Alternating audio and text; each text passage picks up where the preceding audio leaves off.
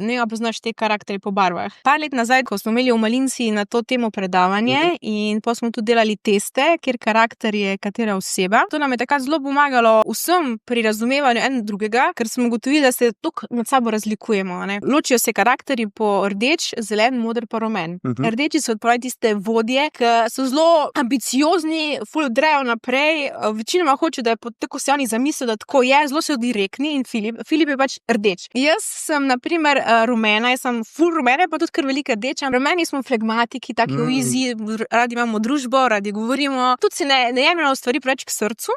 Potem so pa zeleni, ki so pa zelo čustvene osebe in z njimi je treba, ne moreš jim stvari direktno povedati, zaradi tega, ker treba stvari pač razložiti, malo mogoče zaviti v celofan in na tak način predati, da jih ne prizadeneš, ne. To so zelo tiste čustvene osebe. In potem so še modri, tisti, ki imajo radi red, morajo vedeti, za kake delajo, vse stvari ful podrobno preberejo, tudi tisti, ko berejo dolge opise pri izdelkih, na primer, a ne, ali pa na deklaracijah, ful jih stvari zanimajo in vse morajo imeti popredalčkano in hkrati tudi morajo imeti veliko navodil in morajo dati za neko nalogo, na primer, ko jo morajo narediti. Računovodje, pa ti finančniki so modri, ko so zelo natančni, ko so zelo analitični, tako.